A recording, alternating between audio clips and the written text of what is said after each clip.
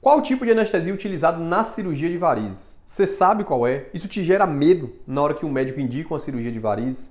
Então nesse vídeo eu vou te contar quais os tipos de anestesia são utilizados na cirurgia de varizes e qual delas hoje é a mais utilizada por nós cirurgiões vasculares quando optamos em levar o paciente para realizar uma cirurgia de varizes. Primeiro, claro, se você ainda não me segue aqui no canal, ainda dá tempo, é só se inscrever e ativar o sininho, porque toda terça-feira às 8 horas a gente está aqui junto com temas exclusivos no que tange ao mundo do tratamento de varizes, tá bom? Então, ao final desse vídeo você vai ter total segurança para entender hoje como funciona a questão da anestesia quando realizar, as cirurgias de varizes. Primeira coisa para você entender, que o tratamento de varizes mudou e mudou para melhor. E hoje, a maior parte do tratamento, a gente não precisa mais levar o paciente para o centro cirúrgico.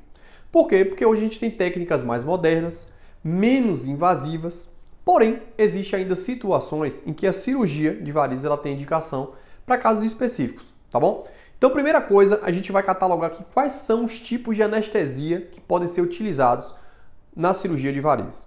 Basicamente, existem 5 tipos de anestesia. A primeira delas é a anestesia geral.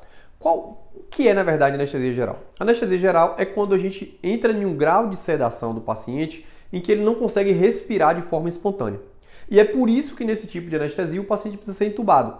Por quê? Porque ele vai precisar de uma ventilação mecânica para manter o suporte de oxigênio dele. Só que na cirurgia de varizes, quase nunca a gente vai precisar usar esse tipo de anestesia. Então, nesse caso, a gente descarta ela. A gente não precisa entrar a fundo. Por quê? Porque são casos excepcionais. E como a gente sabe que a cirurgia de varizes é uma cirurgia eletiva, a gente não vai expor um paciente, às vezes, a um tipo de anestesia desse, tá bom? Porém, existem situações específicas que não vem ao caso. Segundo tipo de anestesia, que é a raquianestesia. E essa talvez seja o maior dilema hoje do médico quando ele indica o procedimento. Por quê? Porque os pacientes temem a raquianestesia. E na verdade, Rafael, o que é a raquianestesia e por que as pessoas têm tanto medo quando fala a palavra raquianestesia? A raquianestesia é uma anestesia que a gente faz, onde a gente injeta o anestésico via coluna. Então, ou seja, ele precisa tomar uma agulhada ali nas costas. Só que o grande problema é que o paciente tem medo de agulha. Então, assim, isso gera um grande pavor no paciente. E além disso, ela tem aquele inconveniente de não terminar a cirurgia, o paciente está sem mexer a perna. Às vezes o paciente tem a chamada cefaleia pós-RAC, que isso gera, às vezes, uma memória afetiva ruim. Ou seja, o paciente lembra daquilo ali e ele não quer mais nunca fazer a RAC. Porém, existem hoje estratégias que evoluíram dentro da anestesia, em que o tipo de agulha para fazer essa raquianestesia é menor. Hoje consegue fazer uma RAC, a gente fala uma RAC mais curta, para que o paciente ao final da cirurgia ele já esteja movimentando sua perna.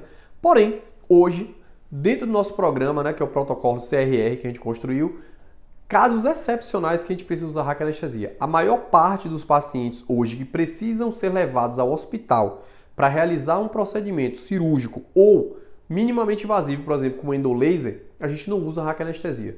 Na grande maioria das vezes eu vou usar o tipo 3, que é o quê? A sedação endovenosa. O que quer dizer isso?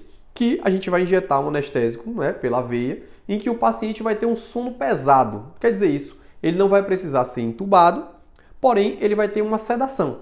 Em que essa sedação, assim que suspenso aquele medicamento pela veia, ele acorda. Então, com isso, o paciente ele consegue se recuperar muito mais rápido e durante o procedimento é aquela sensação que ele vai ter um sono pesado, em que ele vai dormir e assim que termina o procedimento ele acorda. E com isso, a gente conseguiu ter uma série de vantagens hoje no paciente, que naquela situação que a gente indica ele para o hospital, ele consegue se recuperar muito mais rápido. E essa estratégia, ela faz parte do nosso protocolo CRR, que é uma estratégia que a gente construiu para que o paciente consiga entrar rápido e se recuperar rápido para ir embora, não ficar muito tempo no hospital. Então a sedação endovenosa, ela é uma das estratégias de anestesia que a gente usa muito hoje nos casos em que a gente indica o paciente para fazer cirurgia. Quarta, que é a anestesia local. O que é anestesia local? Eu vou injetar um anestésico ao redor daquela região que eu preciso tratar daquela variz e não vai ter efeito nenhum em relação ao paciente dormir e nada, ele fica acordado. Então, na grande parte das vezes, a gente acaba associando a sedação endovenosa com anestesia local. Então, o paciente ele dorme e a gente também faz uma anestesia naquele local para que ele não tenha a sensação, depois de terminar o procedimento, de sentir que está doendo. Então, basicamente, hoje, a maior parte dos nossos pacientes a gente associa a endovenosa com anestesia local. E o quinto tipo de anestesia é a anestesia que a gente chama de sedação consciente com óxido nitroso. Essa é uma estratégia que a gente usa na maior parte dos pacientes no consultório hoje. Por quê? Porque é um tipo de anestesia em que o paciente ele vai estar sonolento, mas acordado. Por isso que a gente fala que sedação consciente, porque ele não chega a dormir. É aquela sensação que ele está vendo, aquela sensação que pode estar doendo, mas está tão distante que ele não consegue reagir. Então, ou seja, tira a ansiedade, dá uma relaxada e diminui bastante o limiar ali de dor do paciente. Na verdade, aumenta o limiar de dor, né? A percepção de dor dele é reduzida. Então, esses são os 5 tipos de anestesia que a gente utiliza, que podemos utilizar hoje no tratamento de varizes. Doutor Rafael, mas como é? Quando o senhor faz os seus procedimentos hoje no hospital, como é que funciona? Basicamente, a gente vai triar, como eu falei, 95% dos pacientes hoje a gente faz no consultório. Hoje os médicos cirurgiões vasculares que trabalham no tratamento de varizes moderno, com endolaser, por exemplo, a gente basicamente faz isso no consultório, porque é um procedimento muito simples, né? A gente conseguiu ser menos invasivo, ao invés de arrancar a veia, a gente faz uma punção com cateterismo e trata aquela veia com laser. E esses pacientes, por não sangrar, o procedimento ser bem tranquilo, a gente faz isso no consultório. Na maioria das vezes, só com local e óxido nitroso. E o paciente, assim que termina, ele já vai para casa. E como é aqui na nossa clínica, ele vai para o shopping passear. Mas, os 5% dos pacientes que a gente precisa levar para o hospital, a gente vai definir alguns critérios. Por exemplo, qual é a complexidade desse tratamento? E essa complexidade ela vai em cima de quê? O paciente tem safena para tratar? Quantas safenas são necessárias tratar?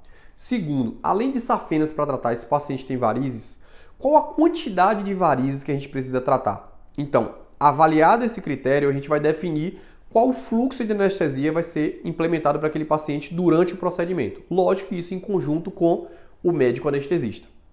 Hoje, como é que funciona? A gente vai definir se o paciente tem apenas uma safena para tratar, ou se ele tem uma safena para tratar e varizes em uma perna só, e aquele procedimento vai ter uma duração ali de 1h30, na grande maioria das vezes a gente vai fazer sedação na veia com anestesia local. Ponto. Para casos muito pontuais, né? E isso acaba não sendo muito pontual porque hoje, como a gente se posicionou no mercado como referência no tratamento de varizes grossas e veia safena com endolaser, a gente acaba recebendo muitos pacientes assim. Então, para casos mais avançados, que são aqueles pacientes que têm várias safenas para tratar e que tem muitas varizes para tratar e que o tempo daquele procedimento ele passa de 2 horas, para dar um maior conforto ao paciente, a gente faz uma raquianestesia mais reduzida. O que quer dizer isso? Para que ao final do procedimento o paciente já esteja mexendo suas pernas e já esteja quase recuperado para seguir a vida dele. E assim a gente conseguir dar alta dele muito rápido. Então, basicamente, esses são os 2 caminhos para o paciente que ainda hoje vai para o hospital. Como eu disse, isso é 5% dos casos, porque 95% dos casos hoje a gente faz no consultório com endolaser. Então, hoje, você agora começa a entender que quando o seu médico indicar o procedimento cirúrgico para tratamento de varizes, ou quando ele precisar te levar para o hospital para realizar aquele procedimento diante da complexidade do seu tratamento, você agora entende que existem basicamente 2 caminhos. Ou a raquianestesia com protocolo reduzido, ou a sedação endovenosa com local. E, claro, entender a diferença entre sedação endovenosa e anestesia geral. São coisas diferentes. E muitos pacientes ainda têm dúvidas sobre isso. Então, qual a diferença?